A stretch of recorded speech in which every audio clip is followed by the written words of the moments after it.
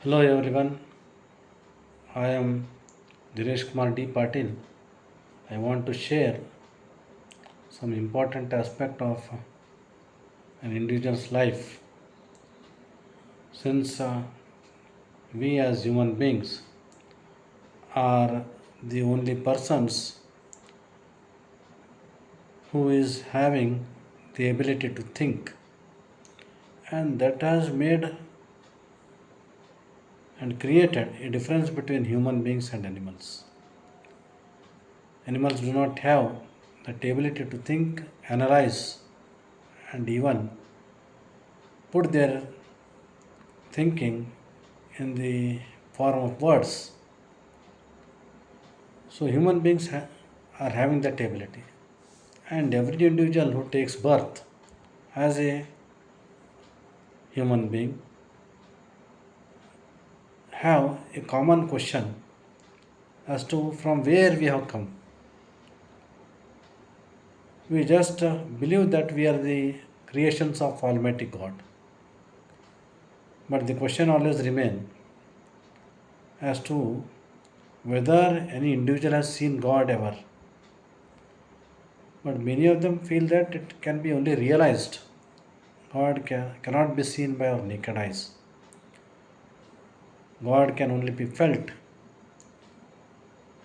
And they give many number of examples such as the existence of air which we inhale and exhale, the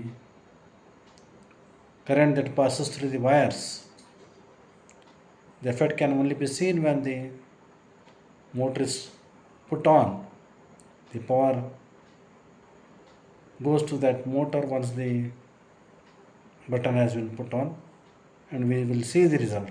So this how the creation of Almighty God is very miraculous.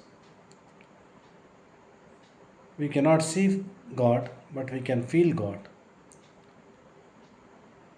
So, as such, the existence of God cannot be denied. So, God exists, and there is no doubt about it, and no one ever should doubt it. And every aspect of the thing that we do as human beings is being watched.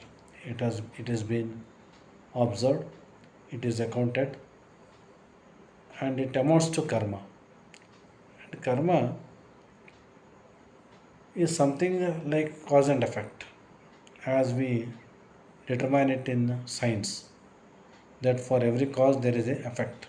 So whatever we do, it gets back to us in the form of good and evil. If you do good, good will return you.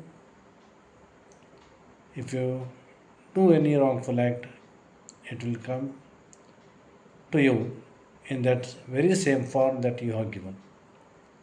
So, as such, the karma principle works in spirituality. It is believed to be a 100% thing that would never happen, and certain things are such that some are done with an intention, and others are done without you being aware of it. Some are like kind of accident; it just happens, and we say that it is the act of God. Certain things are done by your own thinking, and there is always a good and bad thing that can be determined by our inner conscience. So the inner conscience says us that what is bad and what is good, based upon which a decision is taken. And it is up to us. We know very well what would be the consequence of an act if committed, and we should be very much be ready for those consequences once if we act. So as such, you can deceive the whole world, but not yourself, which means the right and wrong is very well known before you act. That comes to your mind. It determines whether it is to be done or not.